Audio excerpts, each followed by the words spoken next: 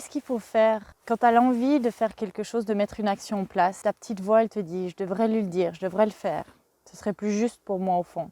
Et qu'il y a une grande peur là derrière, de souffrir, une grande peur de faire souffrir les autres, de perdre de la relation, perdre un amour. Et qu'est-ce qu'il faut faire dans ce cas-là? Et j'ai envie de dédier cette vidéo à toutes ces personnes qui se sentent dans la dualité de j'y vais pas, je le fais pas, j'en parle pas. C'est un choix qui est parfois pas évident à faire. Ce qui est important de se souvenir dans ces moments-là, c'est qu'il n'y a pas une décision qui est mieux que l'autre. Il n'y a pas un choix qui est mieux que l'autre. Finalement, tout ce que tu vas décider dans ta vie, c'est pour te rapprocher réellement de qui tu veux devenir. Est-ce que tu veux devenir cet homme, cette femme qui rassemble, qui met en valeur sa progression, son évolution, quitte à ce que parfois ce soit inconfortable, mais pour pouvoir grandir et faire grandir les autres autour de soi. Pour te donner un exemple, tu as 2 athlètes. Ces 2 athlètes, ils ont le même objectif, ils ont le même rêve. Ils veulent aller dans 10 ans aux Jeux Olympiques. Ils partent de rien. Et tous les matins, ils vont s'entraîner à la gym. Le premier athlète, il a son équipe autour de lui. Et chaque jour, il pousse ses barres, il pousse. Chaque fois que la difficulté est un petit peu difficile, son équipe est autour de lui enlève des poids pour l'aider, pour le soulager. Le deuxième athlète, tous les matins, il va à la gym. Il pousse ses barres. Et à chaque fois que c'est difficile, son équipe est là, autour de lui. Et ils lui disent, vas-y, pousse ses barres, va dans l'inconfort. Et il pousse. Qui de ces 2 athlètes a le plus de chances d'aller jusqu'aux Jeux Olympiques? Est-ce que c'est celui qui a associé la souffrance avec un problème, la douleur avec un problème? Ou est-ce que c'est l'autre qui a compris que c'est à travers ces moments-là qu'on grandit, qu'on évolue, qu'on apprend davantage sur soi-même? Qui de ces 2 athlètes as-tu envie de devenir? Et je te dis une chose, c'est pas facile, certes. Chaque choix que tu vas prendre dans la vie va te challenger. Chaque décision va potentiellement être challengeante. C'est à toi vraiment d'être centré et de savoir qui es-tu et qui as-tu envie de devenir. Rappelle-toi dans ta vie, un moment où tu as fait quelque chose qui était inconfortable, qui te faisait peur, que tu redoutais, et tu l'as fait. Et au final, tu t'es dit, waouh, j'en ai tellement appris, je suis tellement soulagée. Je me sens tellement libérée à l'intérieur de moi de l'avoir fait. Et c'est important que tu saches qui tu es et ce que tu veux devenir. Parce que c'est dans ces moments où tu te sens challengé que c'est important de te rapprocher vers la vision de toi-même la plus élevée. Après tout, l'humain, qu'est-ce qu'il veut? C'est créer des relations et maintenir des relations avec ses proches, avec sa famille, avec les gens qui l'aiment. On est des êtres qui ne pouvons pas vivre seuls, qui aimons vivre en communauté, entourés de personnes qui nous soutiennent et parfois qui nous challengent.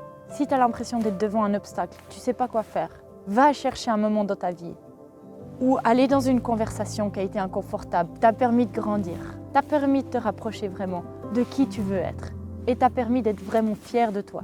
Rappelle-toi, on fait tous des erreurs, on apprend, on grandit. Sur du court terme, ok, ça va, ça vit, ça survit. Mais maintenant, pose-toi la question sur du long terme. C'est quoi les conséquences pour toi si tu ne changes pas? Le prix à payer par rapport à ta famille, par rapport aux gens qui t'entourent.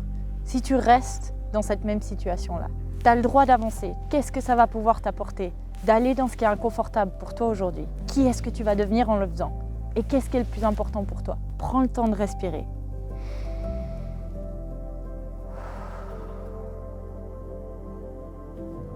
Et pose ton intention par rapport à ce que tu traverses aujourd'hui, à ce que tu vis. Qu'est-ce que ça va t'apporter d'aller dans ce qui est inconfortable pour te rapprocher de la personne que tu es et que tu as envie de devenir, la version de toi-même qui est la plus lumineuse, qui a le cœur ouvert, qui est dans l'amour, dans la bonté, dans le partage, dans l'authenticité, dans la vulnérabilité aussi.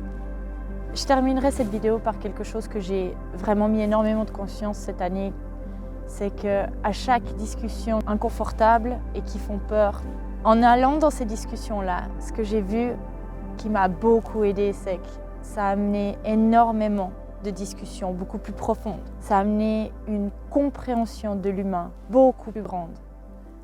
Et ça, typiquement, c'est dans mes valeurs. C'est important de te poser la question dans ces cas-là.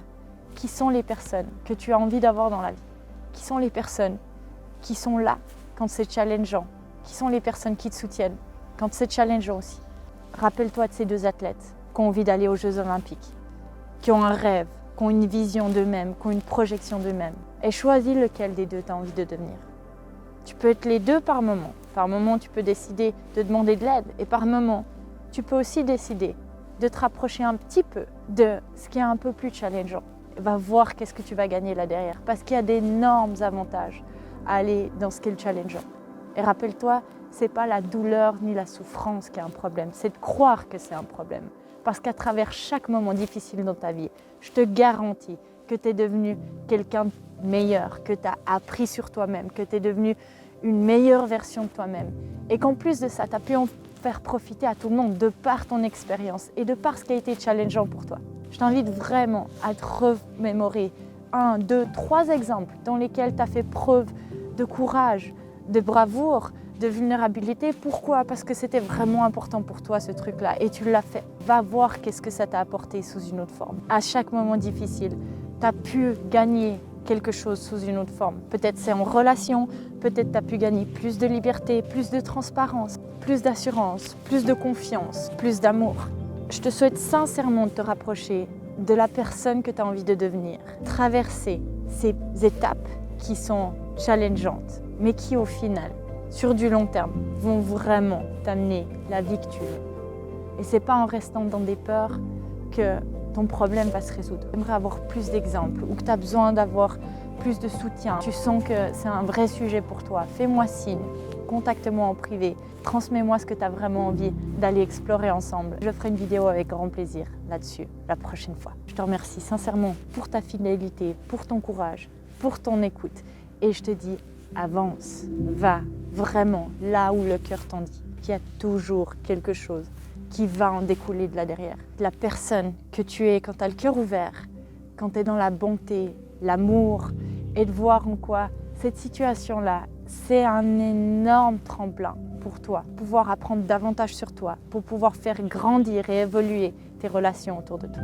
Je te remercie sincèrement pour ton écoute, pour ta fidélité et partage-moi ton retour si tu as envie qu'on aborde ce sujet davantage sur les relations, comment oser aller dans des actions qui sont inconfortables tout en étant aligné par rapport à qui tu es à l'intérieur de toi.